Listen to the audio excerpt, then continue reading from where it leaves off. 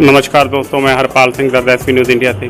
आज हम मौजूद हैं हिसार सैनियन मोहल्ला में, जहां पर प्रदेशीय अध्यक्ष कुमारी शैलजा जी राम निवास राठा के निवास स्थान पर पहुंची हुई है और एक प्रेस कॉन्फ्रेंस करने जा रहे हैं। और देखते हैं क्या कहते हैं इस प्रेस कॉन्फ्रेंस में। आपको लेकर जुड़ते हैं प्रेस कॉन्फ्रेंस में, आइए हमारे साथ।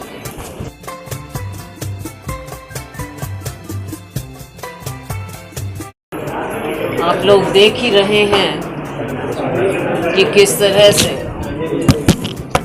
पंजाब में आप पार्टी की सरकार आते ही उन्होंने जो फैसला लिया, पड़ोसियों के साथ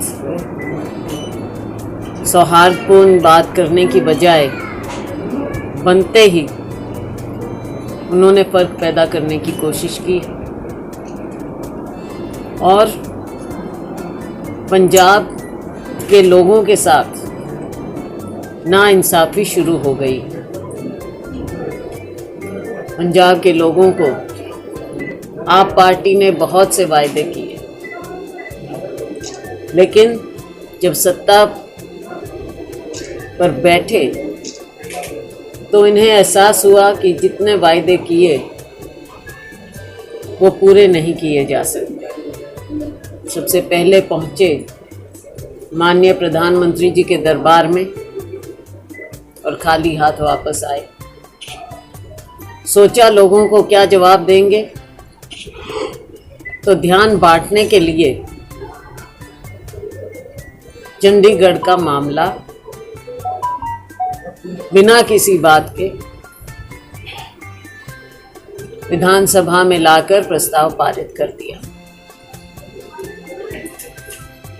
और दूसरी ओर देखिए, भारतीय जनता पार्टी, ऐसा लगता है मानो सोए हुए थे। हरियाणा के अनेकों मुद्दे हैं जो लंबित पड़े हैं। सबसे बड़ा मुद्दा हरियाणा वासियों के लिए है SYL नहर का पानी का, और ये हम बार बार कहते हैं। हरियाणा के लोगों के लिए SYL लाइफ लाइन है, जीवन रेखा है। न जाने कितने साल बीते, हरियाणा पंजाब अलग हुए, 66 में अलग हुआ था। अनेकों कमीशन बैठे, प्रस्ताव हुए। सुप्रीम कोर्ट ने इस पर फैसला भी दिया, लेकिन ऐसे समय में भी जब पंजाब में भारतीय जनता पार्टी की सरकार, केंद्र में भारतीय जनता पार्टी की सरकार, हरियाणा में भारतीय जनता पार्टी की सरकार, लेकिन कोई मसला हल नहीं हुआ। सुप्रीम कोर्ट का फैसला आने के बाद भी सर्वदलीय बैठक भी हुई, फैसले हुए कि केंद्रीय नेतृत्व तक इसे उठाया जाएगा, माननीय प्रधानमंत्री जी, राष्ट्रपति जी, महामहिम राष्ट्रपति जी तक। लेकिन माननीय प्रधानमंत्री जी ने कभी SYL मुद्दे के लिए समय तक नहीं दिया, या लिया नहीं गया, या लेने में असमर्थ रहे, जो भी था। लेकिन फिर हरियाणा का विशेष सत्र आज बुलाया गया, उसमें भी मामले को उठाया गया। हमें लगता है कि आप पार्टी और भारतीय जनता पार्टी केवल लोगों को बरगलाने में माहिर है।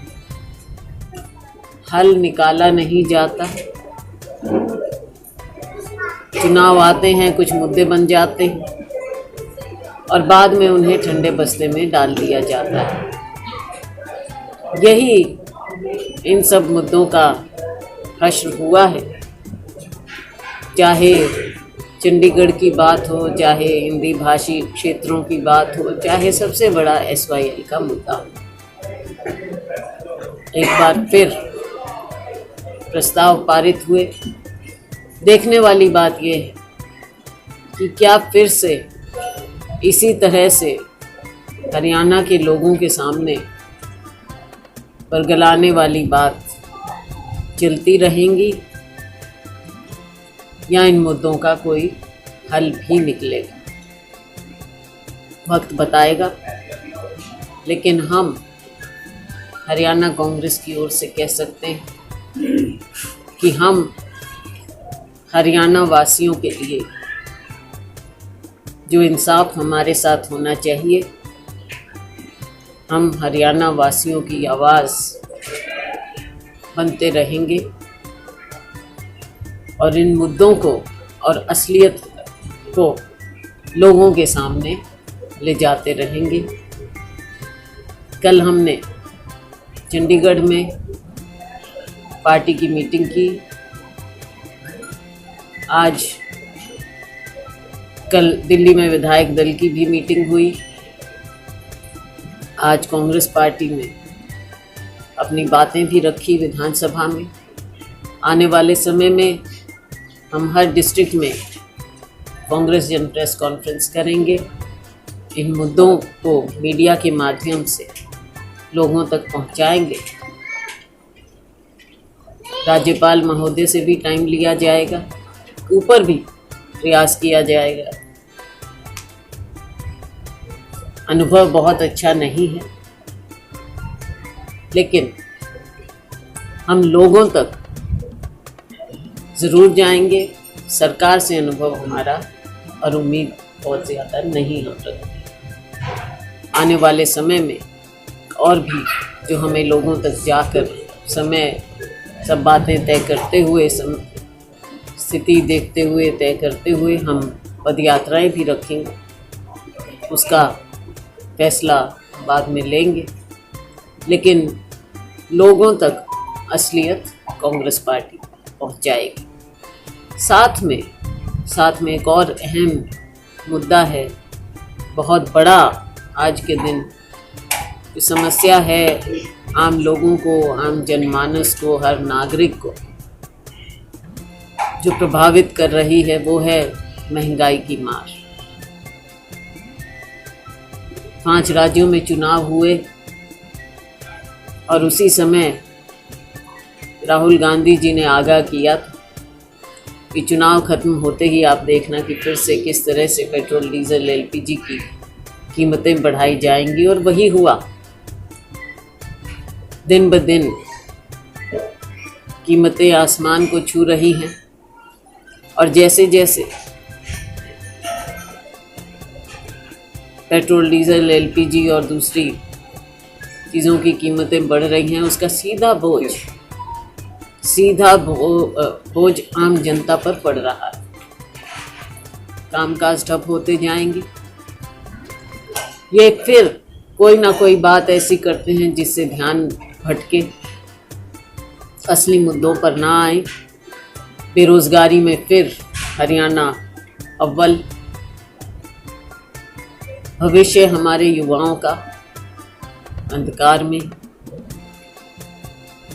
आम नागरिक पर महंगाई का बोझ, उद्योग बंद हो रहे हैं, सरकार की वैकेंसीज हैं,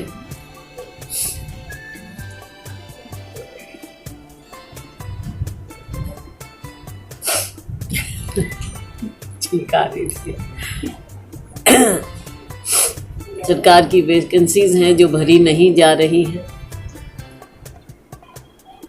इन्हें हरियाणा की जनता का दुख दर्द नज़र नहीं आता है। हर तरफ भ्रष्टाचार, स्कैम्स। किसी कमेटी को ले लीजिए, चाहे शहरी हों, चाहे गांव के हों, कोई भी विकास के कार्य हों, कोई प्रोजेक्ट हो, हर एक में भ्रष्टाचार की बू नज़र आती है। चारों ओर भ्रष्टाचार फैला हुआ है। सरकार बीच बीच में दिखावा कर देती है, एक दो को पकड़ देते हैं, लेकिन जो मूल है, जड़ है, वहाँ तक आज तक नहीं पहुँचे। बड़े से बड़े स्कैम हुए हैं, लेकिन किसी को भी आप देख लीजिए इतने सालों सही अंजाम तक नहीं पहुँचे। आज के दिन जनता त्रस्त है। और कांग्रेस पार्टी लोगों की बात को उठाती रहेगी, सदन में भी उठाएंगे और ज़मीन पर भी।